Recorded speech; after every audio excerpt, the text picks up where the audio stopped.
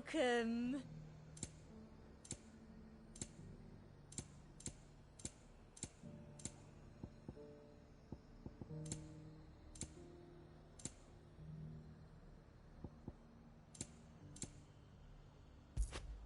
And a fine, fine day to you.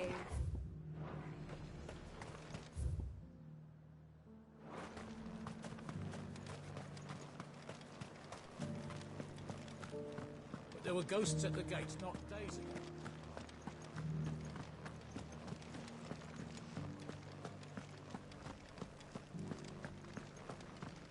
Those things I said before.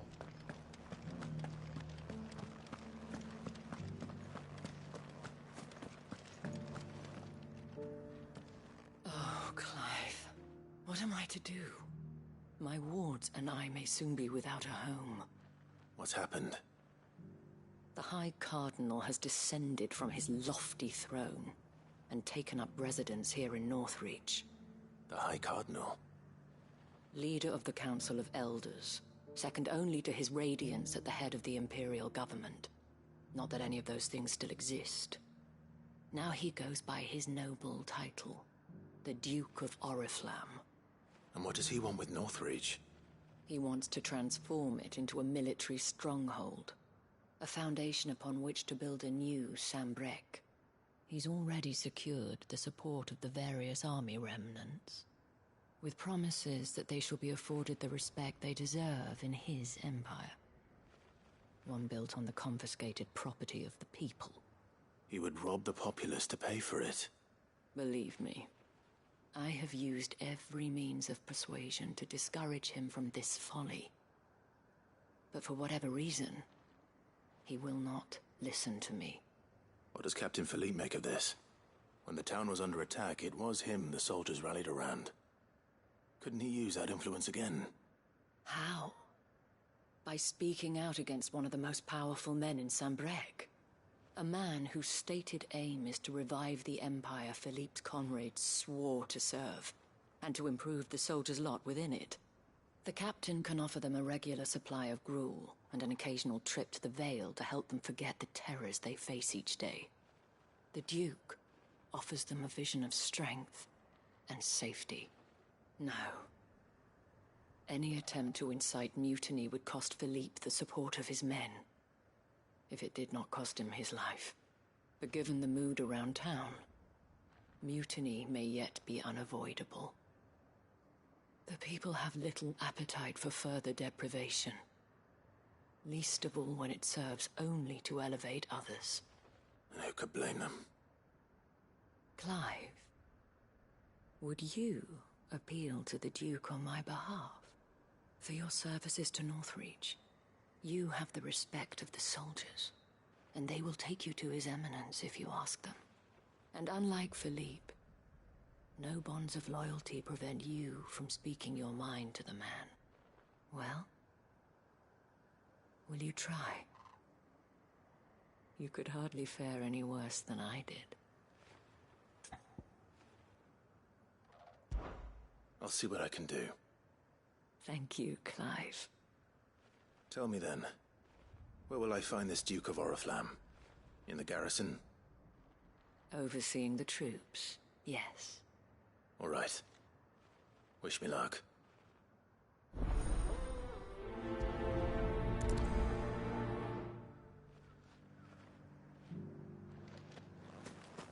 I may have met this Duke before, at the Remembrance Ceremony.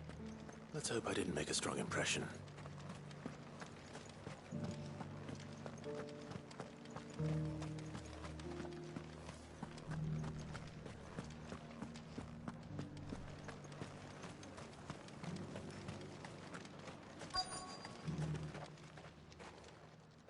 Halt!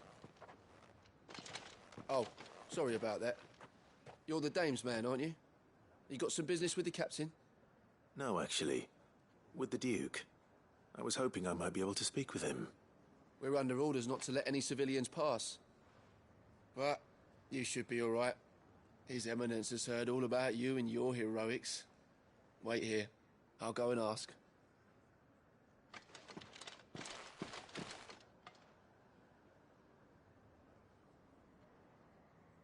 So, you are the sellsword who lent his aid to the garrison.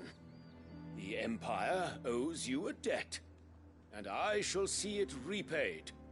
But tell me, is it wealth that you seek, or favor? Neither, Your Eminence. I thought only to inquire about your plan to turn Northreach into a stronghold. Ah, I see. You are worried the expanded garrison will render your services redundant. Yet you needn't be.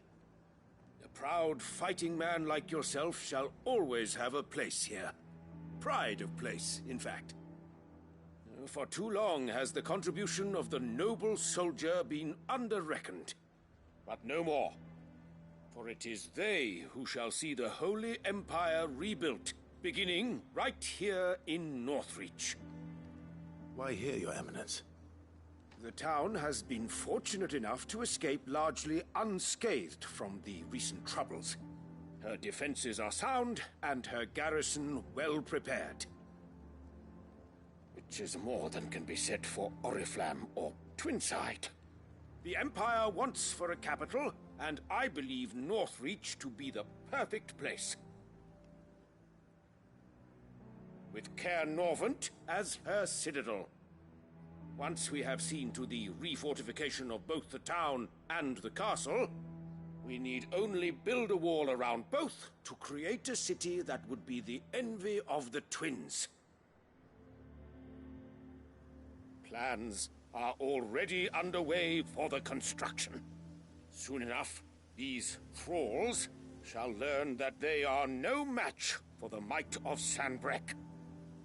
I fear you underestimate how dangerous these creatures are, Your Eminence. Should they return in force, you will need all the people of Northreach to come together in defense of the town. Something they may be loath to do if they've been deprived of their worldly goods. The people will do as their leaders command. If Sanbreque is to be rebuilt, she will require a functioning government. One whose authority is beyond question. That is why this levy is necessary. So that any man who wishes to join the army might do so and be fed, outfitted, and paid as befits a defender of the Empire. And yet there are those who persist in peddling the treasonous lie that I seek to steal from the people and drive them from their homes. I suspect they're afraid of losing what little they have left. Precisely. The common folk have little and less, and you mean to deprive them of even that. You would sow the seeds of your new empire in your own salted earth. Sabine, we have discussed this. Yes, and I told you then how putting the empire before her citizens would lead only to revolt. Without an empire, there are no citizens. And in yours, there will be only beggars. Is that what Griga wills for her people? Do not take her name in vain, Sabine. I'll come back later. A citizens' revolt. I wonder what the people really think of the Duke's plan. It wouldn't hurt to ask them, I suppose. Let's begin with those on the other side of the wall.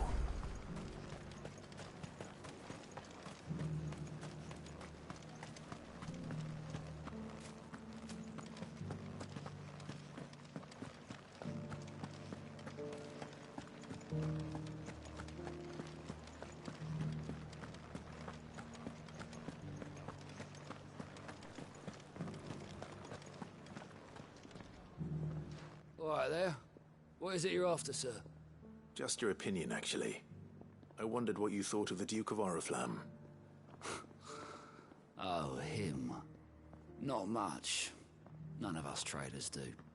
It's thanks to nobles like him that we had to set up shop this side of the wall in the first place.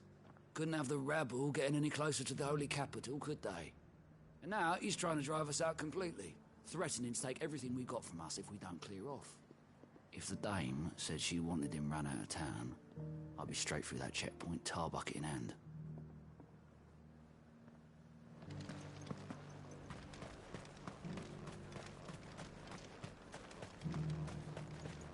I heard the dame got an icon to rid the man over. question, if you don't mind. What do you think of the Duke of Oriflamme? Don't get me started. You build a life for yourself somewhere, only for some noble to turn up and tell you you've got to hand it all over to him. If he thinks his name and his chains give him the right to empty our purses, he's in for a rude awakening. We'll do whatever it takes to keep what's ours. Whatever it takes.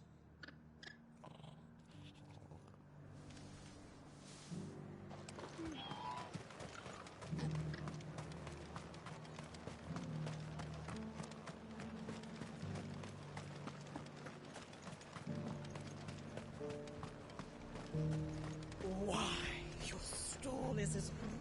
I've been hearing a lot of talk about a certain duke. Nothing good, I'll wager. Going around acting like he owns the place. And with hardly a word to the dame. This is her town, not his. I take it you'd rather she was in charge. As far as I'm concerned, she still is. Just need his eminence to sod off back to Oriflamme. Well, the people seem united enough. What about the soldiers?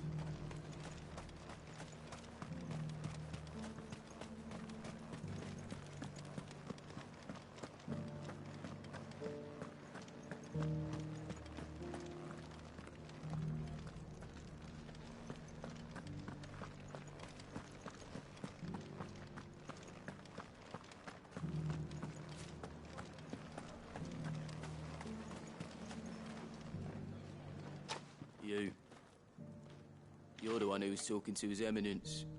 On the dame's behalf, yes. I was trying to persuade him not to take the people's goodwill for granted, but it seems my words fell on deaf ears. What do you think of his plans? I'm a soldier, mate. He tells me what to do, not the other way round. Listen, I've got nothing but respect for the dame, but I've got a family to look after. That's where my loyalties lie, not with the town or the Empire, but with my wife and children. If the Duke can get us the men and the equipment we need to fight off those blue-skinned bastards, I don't care how he does it.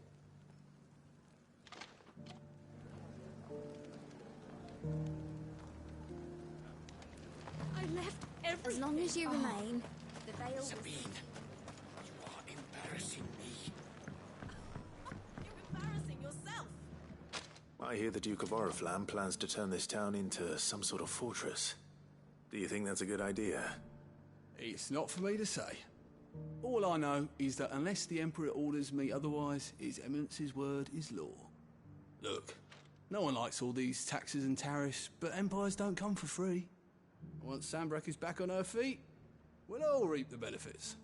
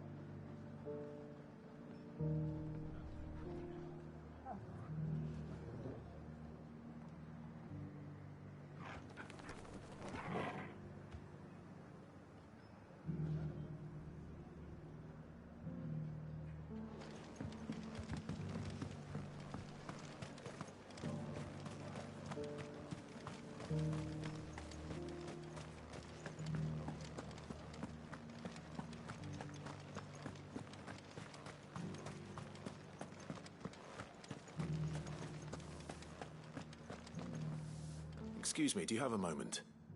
I wondered if you'd mind sharing your thoughts on the Duke of Oriflamme. Well, he's made a lot of enemies coming in the way he did. But I mean, look around us. You can see the state the realm's in. The traders might not like having the screws put on them, but if they volunteered a few more of their hard-earned gil before things got bad, maybe they wouldn't have to. I think the Duke's got a point when he says rebuilding the Empire's the best way of making sure we're all protected. And if that means people who don't know one end of a sword from another have to make way for those who do, well, that's just how it goes. Let's see what Philippe makes of all this.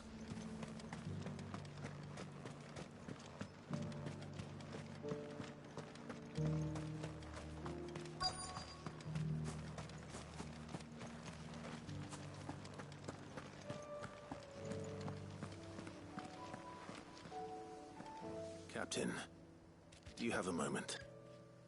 For you? Certainly. Clive, wasn't it? Thank you for last time. How can I help you? I wanted to ask you about the Duke of Oriflamme.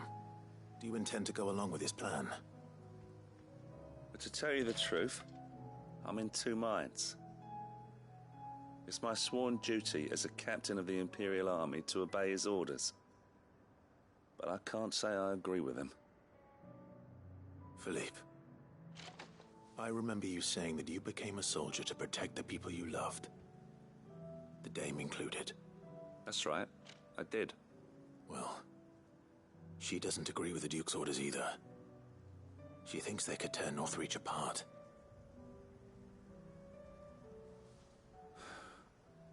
And she's probably right. Thank you, Clive. I know what I need to do now. Protecting the people I love is what matters. Doesn't matter how. Well, duty calls, so I better go. Thanks again.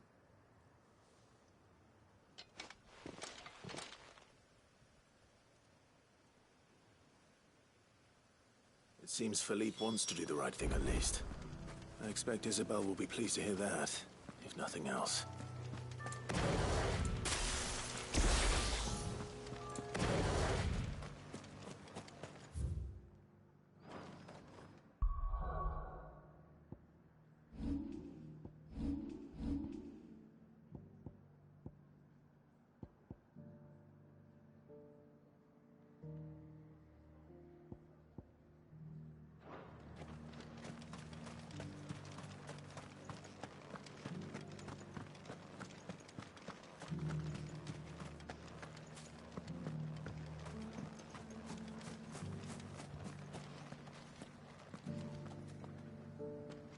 Ah, Clive.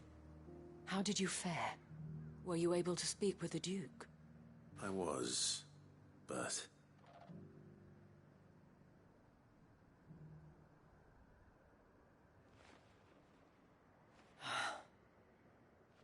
So Northreach is to be a fortress after all. Well, it will certainly help to hold back the thralls. There's no denying that.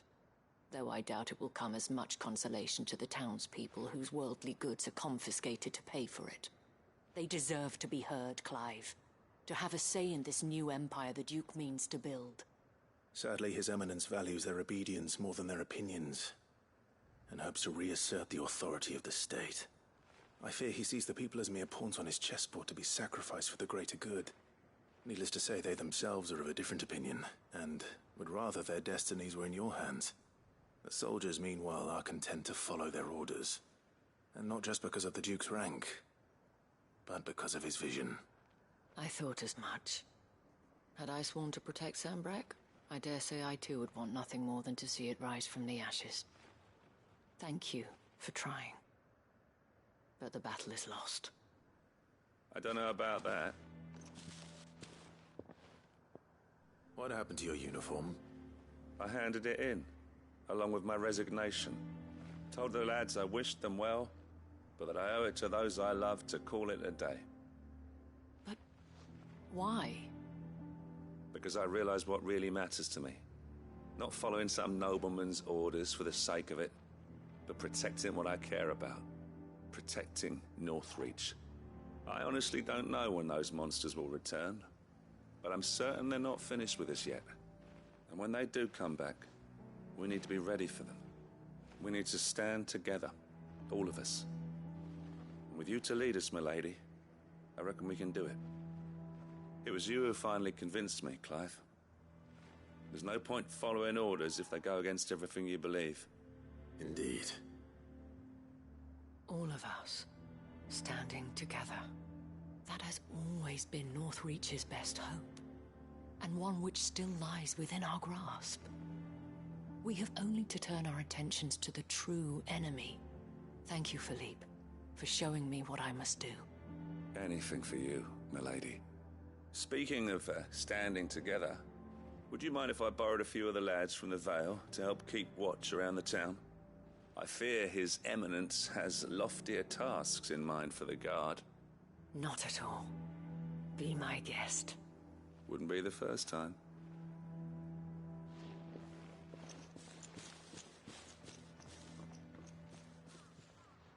There may be hope for Northreach yet. Especially with men like you and Philippe to champion our cause. I, for my part, shall continue to work upon the Duke, in the stubborn belief that I might still tempt him into joining hands. But I suspect I shall have to call upon your aid again. Until then, Clive. Until then.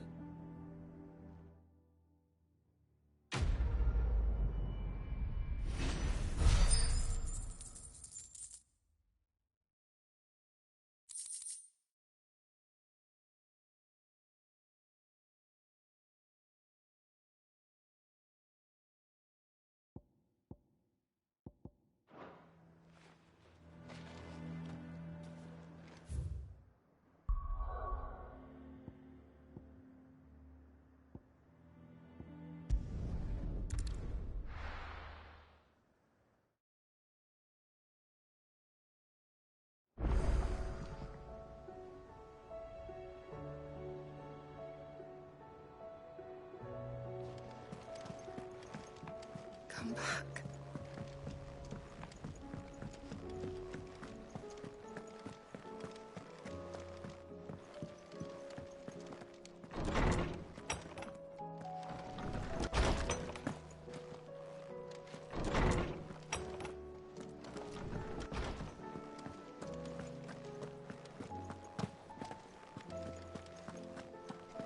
The stew's awfully thin these days.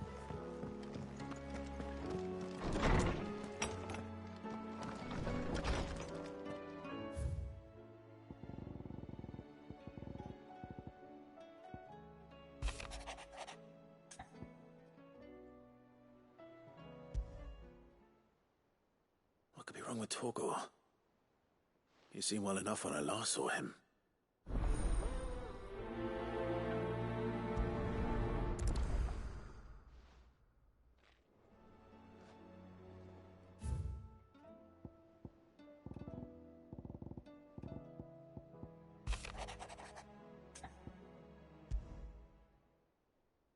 Trouble with the ledgers.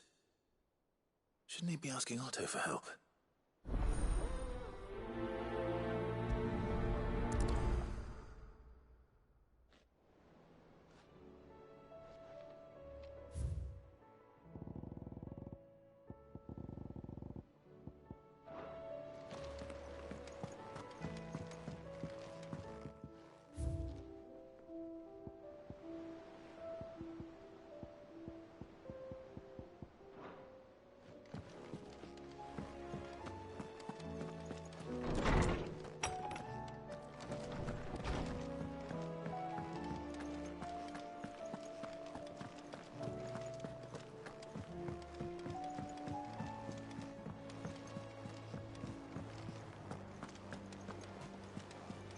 Covered in nicks and lumps, the lot of them.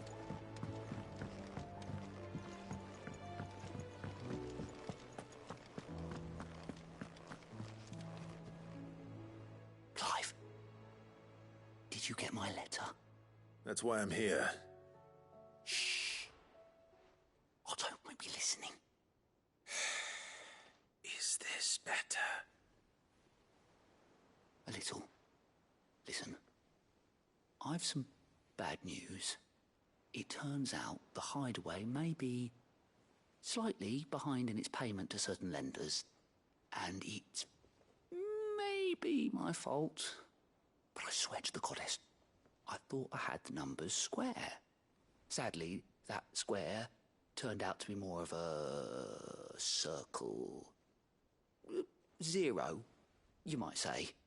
I can straighten it out, I swear, but it's going to take some time, and I'm going to need help keeping it from Otto. Bit late for that, I'd say. There you are! What a surprise! So let me get this straight. You forget to pay our lenders what they're due, and instead of coming straight to me, you get Clive to come to you. And I hope he'll dig you out of the hole you've dug for yourself. Clive, the man in charge of the place you've been cheerfully trying to bankrupt. And you thought this was a cunning plan. Why? Well, who needs paying? Oh, just Martha. And the dame. And, well, Lady Karen. But only 500 talents. We owe 3 of our most trusted friends 5 million gil. Each. 5 million each. They lent us the bulk of the money we used to rebuild the hideaway, you see, and, well, I must have made some sort of oversight. Those ledgers were my responsibility, and it was my decision to entrust them to you. This is my fault. We have that much to hand? I can always ask my uncle. No, we don't. And no, you won't. We've lightened Lord Rosfield's purse enough. After the king's ransom we had off him, he deserves better than to see our begging bowl. Besides, we'll need to learn to stand on our own if we're gonna make this work. All right. But that doesn't mean you have to shoulder the burden yourself. Is there anything I can do to help? There might be. How'd you fancy taking these to Martha and the dame? Rocks. Rocks, he says. Worth 1,000 talents apiece, these are. A little something Sid and I set aside for when times got lean. And I reckon 15 million in overdue debt probably qualifies. I just hope our associates' eyes are a bit more discerning than yours. I'm sure they will be. Should be me making the rounds, really. But you know how it is with this place. Orders to bark, arses to wipe, and all that. I know. Which is why I don't mind going in your place. Go. Do you know why I only gave Master Clive here 2 star rubies? Because you'd rather Lady Karen killed me. Because I'd rather Lady Karen killed you. Yes. Well, I suppose this is goodbye then. Don't worry. I'm sure Karen will understand. Really? Do you think so? No, I don't.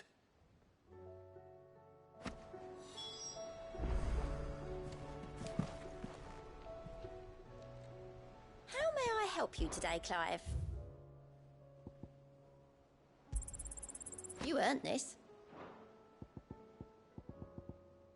All done?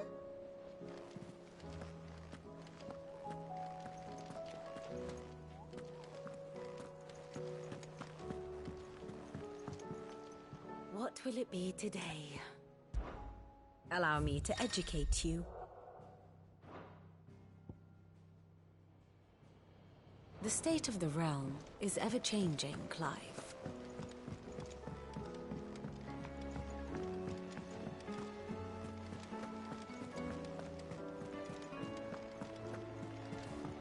Come back.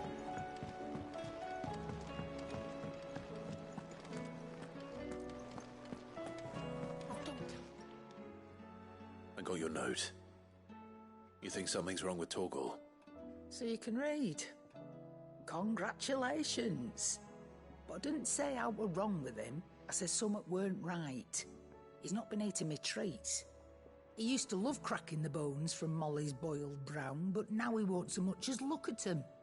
Didn't like him. Which is why I'm of a mind that his mind's on somewhat else. You've not been working him too hard, have you? No harder than usual. Is that it, boy? Do you need a rest? What was it you said he was? A frost wolf? That's what the lawsman seems to think. Then maybe this all has something to do with whatever it is that's woken inside him. I suppose things have been different since Rosalith. Perhaps Hippocrates knows something. Instead of everything, you mean? Perhaps.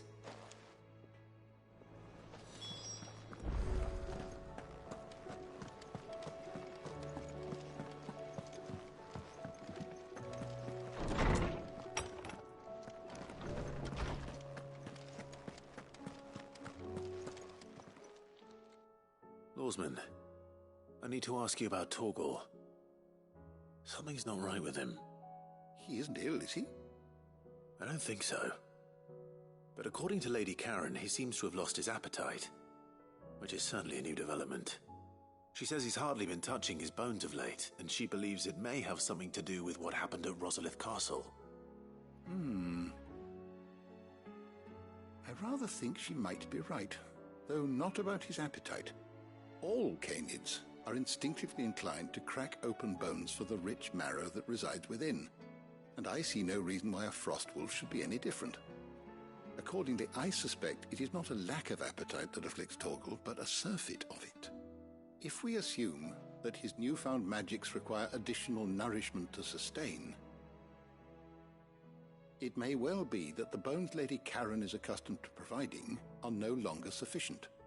Frost wolves, after all, habitually prey upon far larger animals, whose bones may yield altogether different nutrients.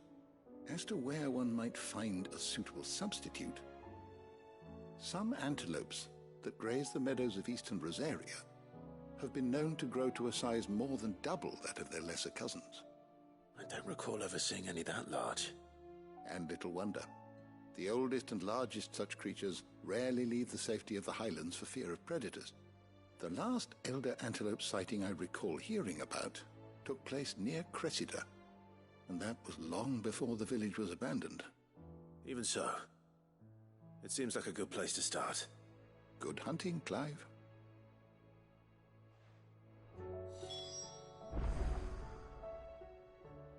I was wondering when next you'd visit. I only hope the bones of an elder antelope are alimentary enough for our faithful friend. If not, we may have to set our sights on something larger still.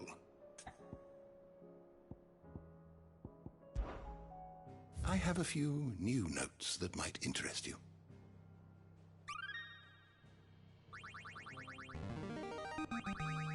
There is a rather fascinating excerpt I've been meaning to show you. If you have a question for me, I should be happy to answer it.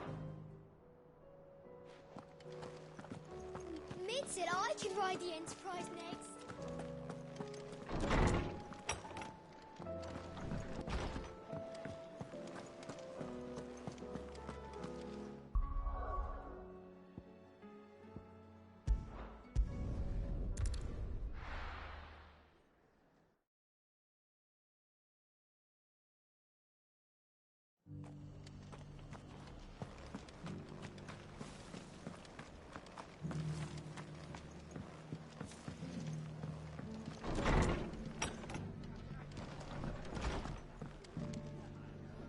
Clive, we weren't expecting you.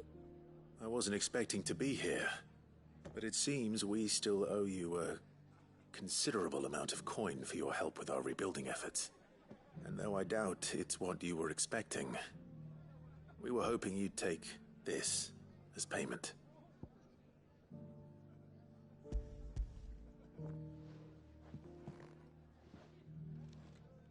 A star ruby? I can't accept this. It's worth at least twice what you owe me. More if you can find yourself the right buyer. Think of the difference as interest. Interest? If word got out I charged that much, no one would ever borrow from me again. Anyway, Why are you the one here asking me about this? I'd have expected Otto. Bit much sending the Lord Marquis out to settle your debts, isn't it? The old goat working himself to death again. Something like that. Most days I think he's the only reason the hideaway's still standing. Same as always, eh? Back when the place was nothing but a twinkle in the eye of a recently retired Lord Commander, word is he was the first one Sid reached out to. Probably knew that without his strong arm and level head, the idea would never get off the ground. Sid may have been the face of the hideaway, but Otto's always been the backbone. And when Sid passed away, we were all worried that would be the end of it. That Otto would just give up. His death was hard on everyone. But it must have hit Otto hardest of all. But he didn't give up, did he? Quite the opposite, in fact. If I recall, he was the one who nominated you as Sid's replacement, and rallied the rest around you. I reckon what he saw in Sid, he saw in you too. And don't we all? Doesn't hurt that you're half as stubborn and twice as handsome, neither. That, and you keep good company. I suppose I do.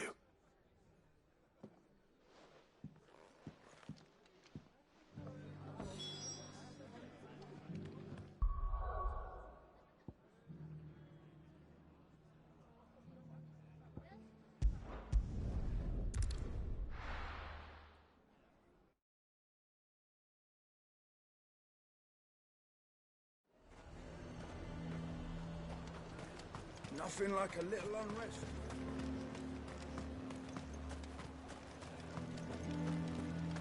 There were ghosts at the gates not days ago.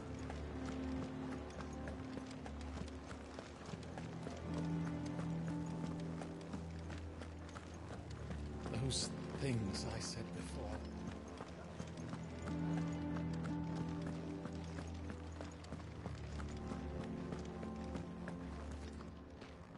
Milady, I come bearing gifts. Gifts? Whatever is the occasion.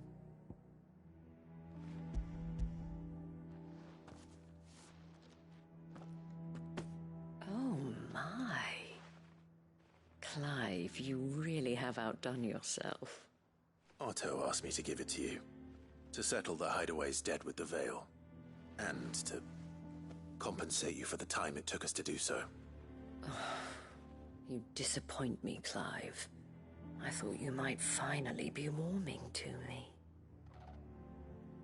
Tell Otto he can keep his baubles.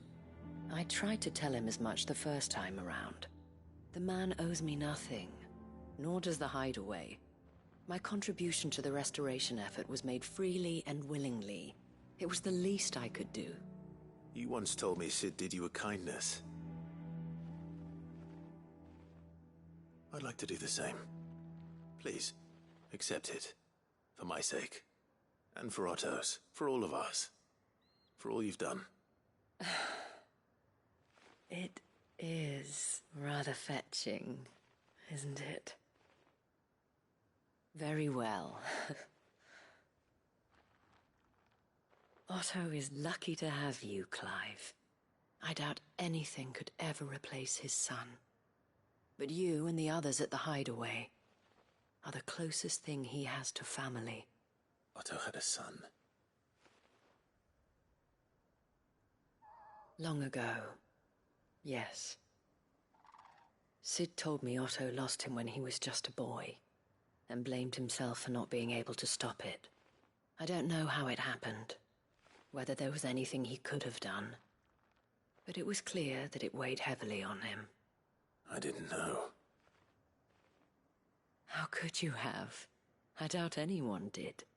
Besides Sid, I've never met a man more keen to bear his sorrows in stoic silence.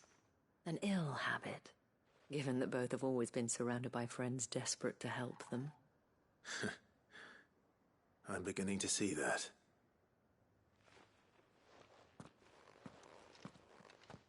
Go will want to know the stones were delivered. If he's still with us.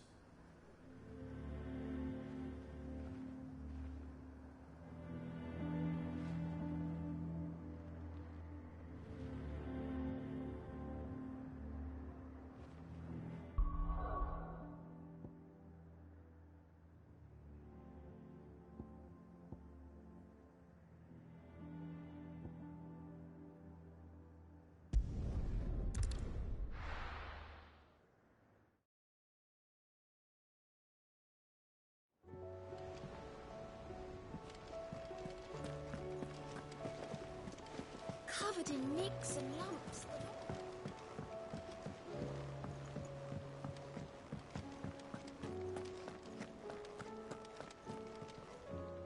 Goat. Still alive, I see. So Lady Karen accepted the ruby. Ah, about that.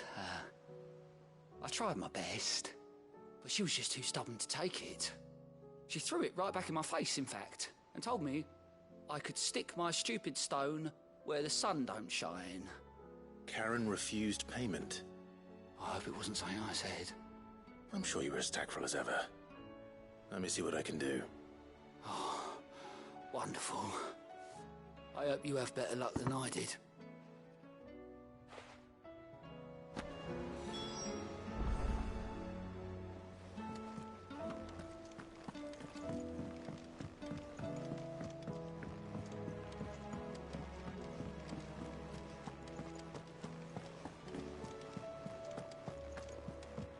Come back.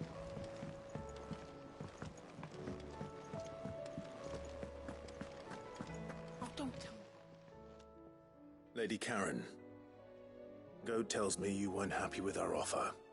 Would you prefer the debt was repaid in coin? What debt? I don't recall lending any of you lot me hard-earned gil. I may have tossed a talent or two in the Hideaway's coffers, but those were donations, and you can hardly call it charity if you go asking for it back. Of course not. But one good turn deserves another. And our circumstances have changed. Surely you wouldn't shun the gratitude of a pauper who happened to have become a prince.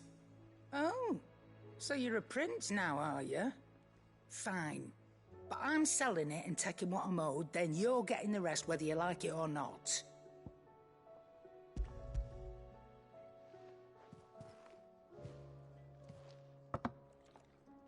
Where'd you even get this? A decent trader might nab 1,000 talents for a star ruby. A canny one, meanwhile, might claim it were nicked from the belt of Sid the Outlaw himself and ask twice as much. Might be I already have a buyer in mind. Might be you even know her. A fine continental maid whose beauty's only eclipsed by a guile in commerce. You wouldn't mind, would you? Not at all. Just be sure to tell her that it's always a pleasure doing business.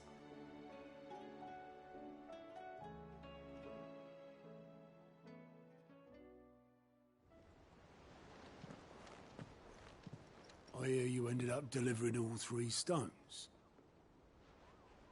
Thanks to this lump. I sometimes wonder what I pay you for. Speaking of which, I still haven't been paid last month's wages. Oh, so you remember what's owed to you then? Get your ass behind that disc of yours and don't get up before those ledgers are square. Right away.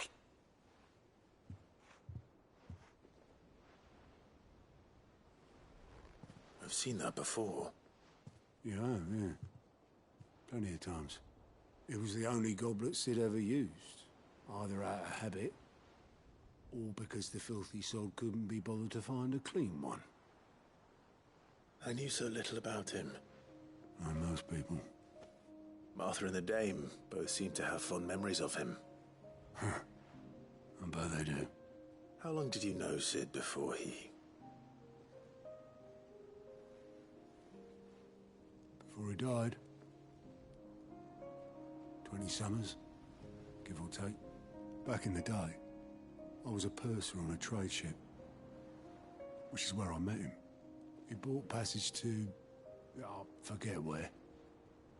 And having nothing better to do on the long nights, we sat up drinking island rum till the morning bell dragged me back to my duties.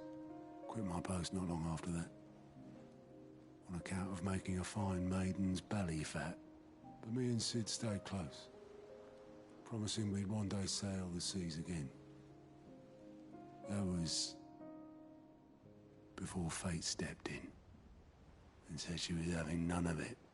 The magic woke inside my son soon after his first name day, and there was no hiding his knack. Couldn't you and your family have... My family were the ones who summoned the constable, wanted the monster taken away. I couldn't turn my back on him. Forget what I felt, and I couldn't for the life of me understand how they could. Luckily, Sid was of the same mind as me. It was him who stood beside me when all I wanted was to tear the whole world down. Him who cried for me when I had no tears left of my own. Him who swore he'd do everything he could to stop it from happening again. And he was true to his word, too. Left the Royal Army once and for all. His ranks, his ribbons, gone. Just like that.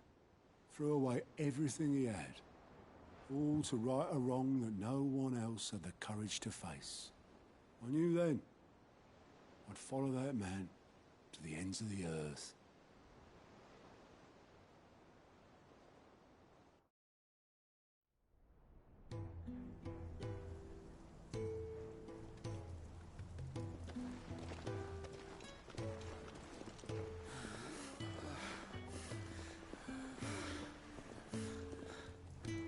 He was always too clever for his own good, was Sid. Saw the world for what it really was, while the rest of us were content to go along with the lie we were shown. And it can't have been easy, bearing that burden alone.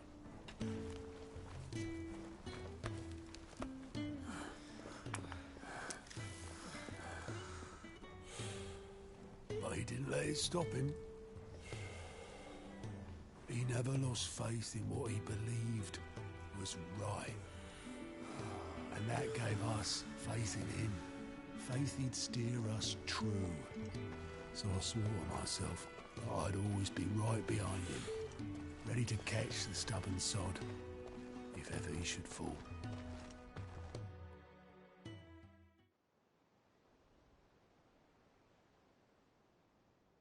But I couldn't even do that.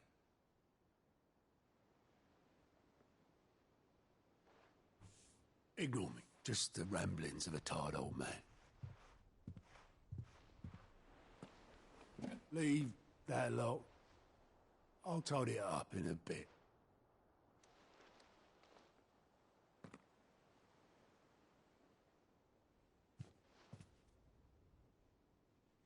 This is Sid's handwriting.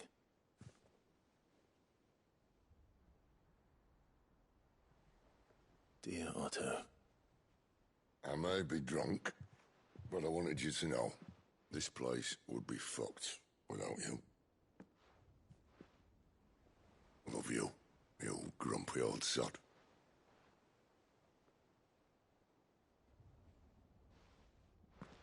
This note. What about it? Sid was right. Without you, we'd all be lost.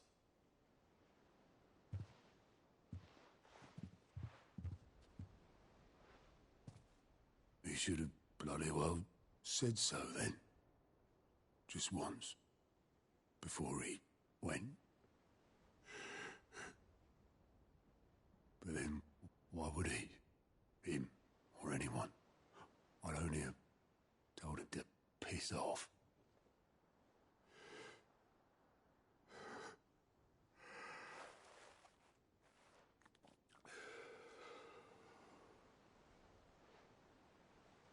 You're wrong, though.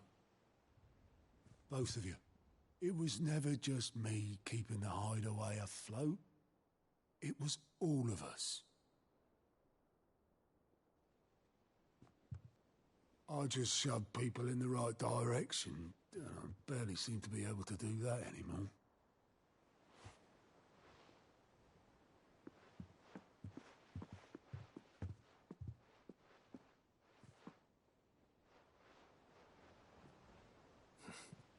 Would you rather go at the helm? Well, maybe I've got a few more years left in me. I'm going to hold you to that, Otto. Before you go, Sid would have wanted you to have this. But that's... This'll do me just fine.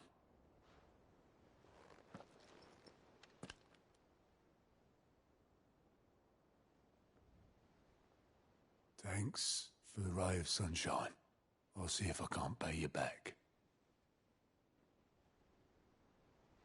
Already have.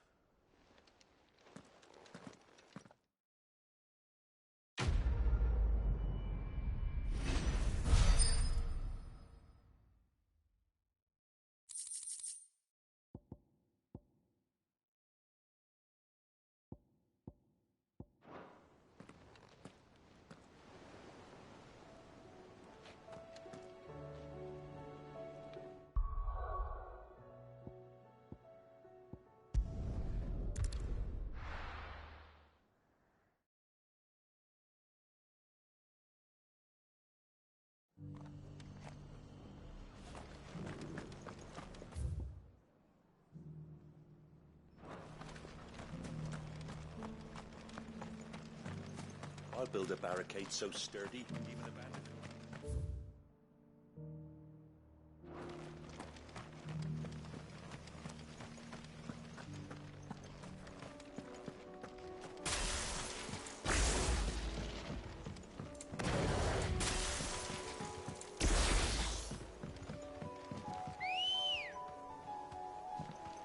Let's go.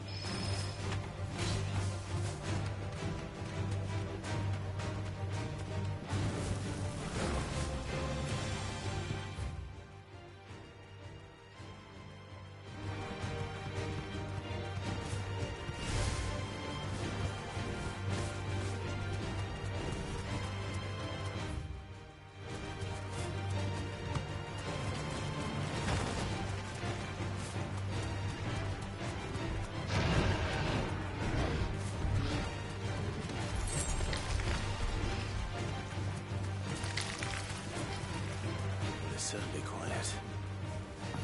If I were giant antelope, it would seem like just the place.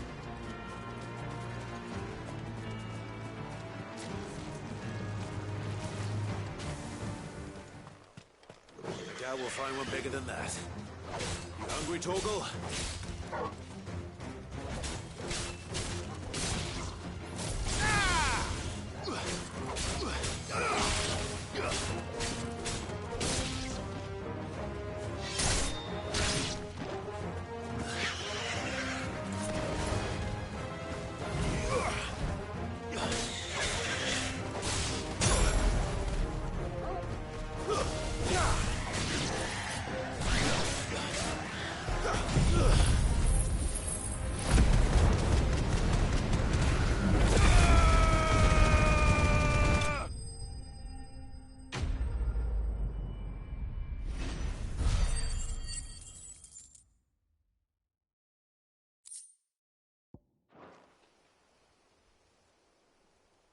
Now,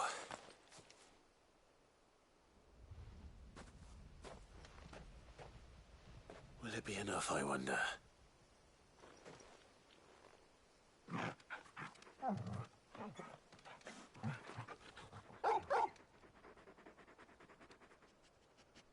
I say that answers my question, which means we owe the lawsmen our thanks.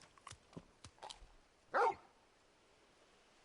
just a big puppy, aren't you? A very big puppy.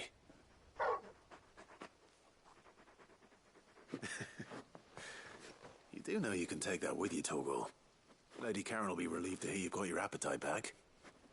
Come on, boy.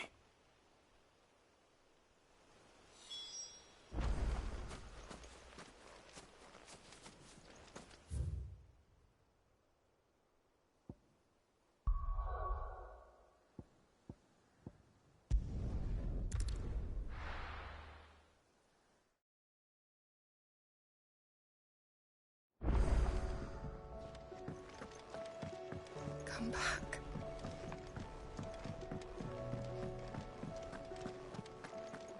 Oh, don't tell me we've run out of Papillon. I noticed you and Torgal had gone off somewhere. Take him for a walk, did you? You could say that.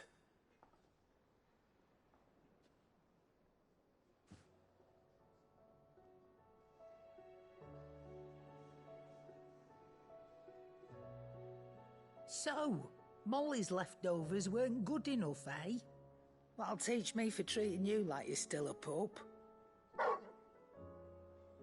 All right, no need to shout. Now we know what you're after, I can see about getting some in.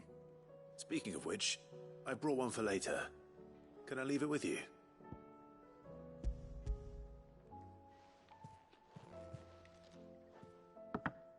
You can, aye. I'm nice like that. In return, you can thank Tomes for me. The bloody know-it-all.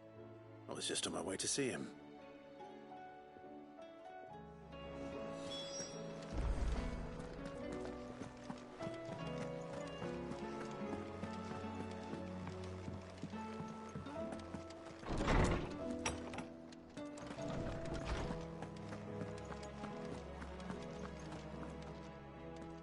Ah, Clive. Were you able to locate your quarry? We were indeed, Lawsman. You pointed us in exactly the right direction. And Torgal's been a very happy hound ever since. Very good, very good. Lady Karen sends her thanks, by the way, for your part in solving the mystery. Ah. But that reminds me. After your last visit, I found myself pondering Torgal's talents. Do you recall our conversation concerning Lady Jill's role in Torgal's transformation? About how she somehow woke the power within him. Precisely that. A reasonable conclusion, I thought. But one which raised certain questions in my mind. You see, the Fenrir of legend served Shiva and Shiva alone. And while the powers attributed to him are certainly impressive, the records imply they are somewhat different in nature to those you described Torgal as having used. What are you suggesting? That Torgal may be the beneficiary of more than one icon's power. Consider that in addition to Lady Jill, he has served as a loyal companion to you, your brother, and even the late Cid. In short, the icons hitherto near at hand, or should I say at paw, have been diverse and plenty, and that number has only grown as the realm's dominance have fallen to your sword. One can but speculate as to how all of this has affected Torgal. He has seemed more fierce of late. And if I am not mistaken, he will grow fiercer still. We are fortunate indeed to be able to count him amongst our allies and not our adversaries. Oh, he's more than an ally. He's a friend.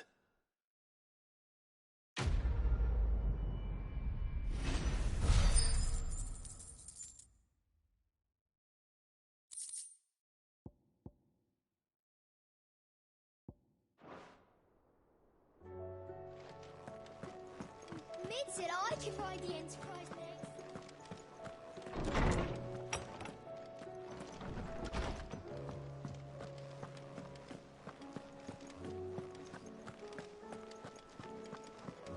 The stew's awfully thin these days.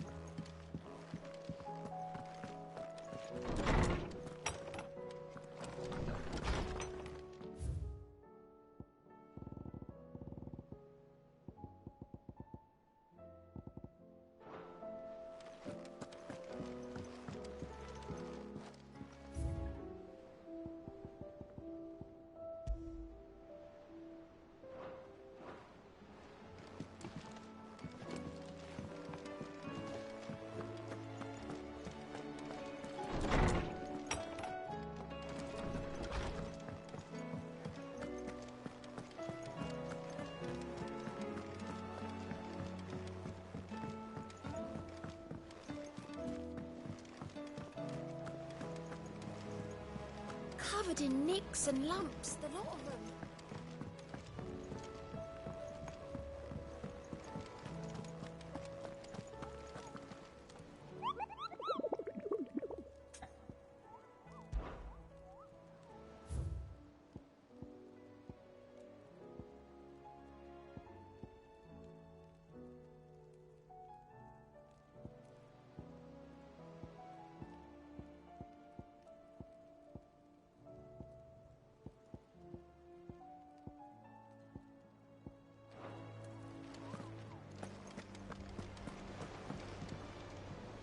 Heard the bad news then, did you?